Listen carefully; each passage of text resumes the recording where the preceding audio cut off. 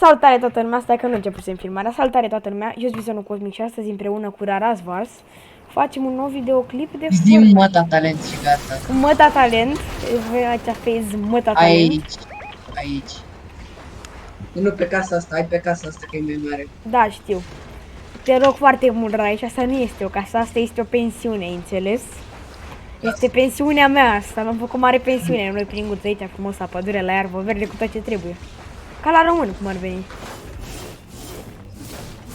Tu ești lângă mine, da? Da, eu sunt. Vrei combat cu mine? Nu, lasă, am găsit un pump. Dar uite cum ar veni că am găsit aici peștărie. Este jos o peștărie de asta. Gata, am găsit niște small fry-uri de la peștărie, pentru că așa zic.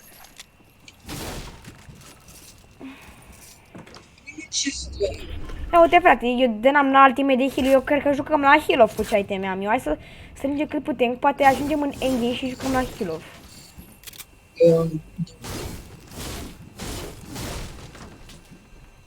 În sfârșit, vrei un... Eu nu vreau că am și o pump. 3 metri. Păi eu am deja unul. Da, mă rog, eu am small fry-uri foarte multe. Hai să vedem unde sunt chesturile, pentru că nu le găsesc. Aici e. Bă, dacă vrei să jucăm la heal-off, ar trebui să ne ducem un slur pe swamp și acolo să rămânem și să strângem doar iteme de heal. Da, de toate. Dar totuși nu, hai să mai jucăm și noi ceva dacă e. Ia bandaje dacă. Hai că iau eu. În momentul ăsta am 3 iteme de heal. Pardon, de am 5. N-am nevoie că am pam verde eu. Hai, bandă.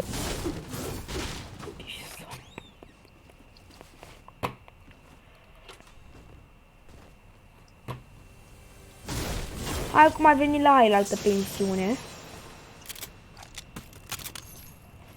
Hai că tu ai deja medkituri.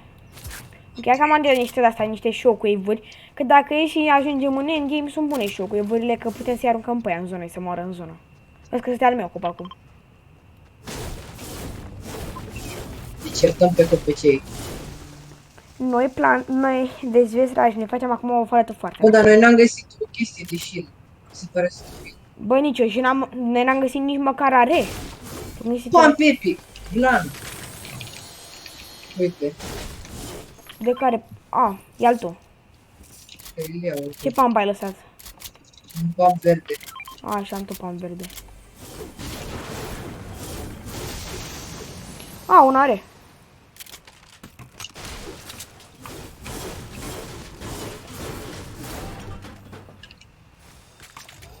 Alt medkit.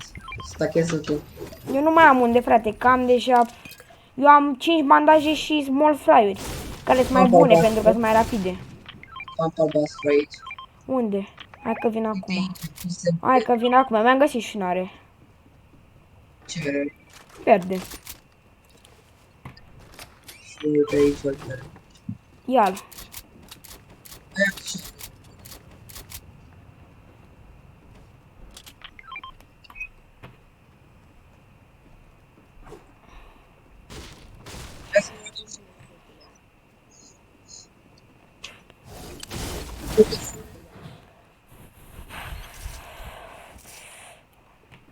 Da? Te Fă-te zici? full pe lângă.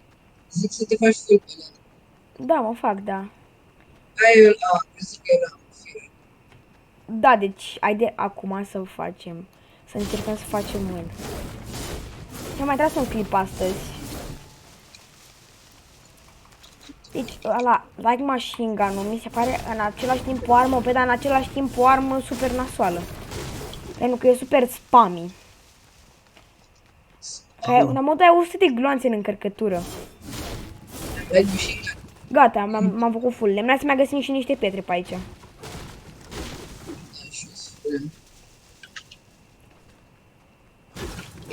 Câte vrei să facem kill-uri sau... Dar nu te mai du la aceeași piatră ca mine. Aia e piatra mea de acolo. Ok. Dacă ca să o lutez eu. Bă, nu cred că o să-mi dea ceva cine știe. Ce da cine știe? Asta că la modul eu full lemn. Alte bandaje sunt bune. M-am făcut 10, cum vreau să mă fac 15 bandaje.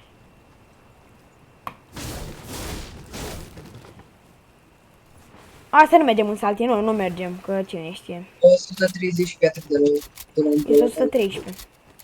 Hai să Hai, mergem bă. încolo, hai să mergem încolo. Hai cu barca. Nu, lasă că facem gălăgie. Hai mă cu barca. Stai mă că vreau să facem un challenge, acum hai să facem, nu știu, silent challenge, să fim super silencioși. Nu există site. Îl fac eu. Are barca. Hai să nu fie tu Nu, fișat. asta e a mea, aia e a mea, asta, Petra e a mea. Uite barca, încă merge barca. What, man, what is that, man? Asta e mea. Deci, noi în momentul ăsta e 12 și 10 și la 12 și un sfert avem ore. Deci, hâț.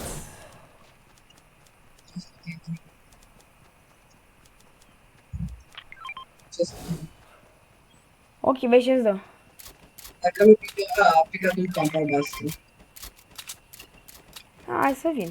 Hai că nu e ca și cum n-am de. Vezi că se bate pe acolo. Ha, Rari, vezi că se acolo, vezi că se acolo. Uite. Mama, frate, m-a rupt. De unde ai tras? Din spate. Hai repede, construiește. Mi-a dat 180 în cap, poftim. Băi, frate! Are aim. Băi, frate, eu la modul ăsta construiesc în momentul ăsta ca nebunul. Și îmi cred că mă dărâmă gheiul ăla. Deci sper numai să nu fie full.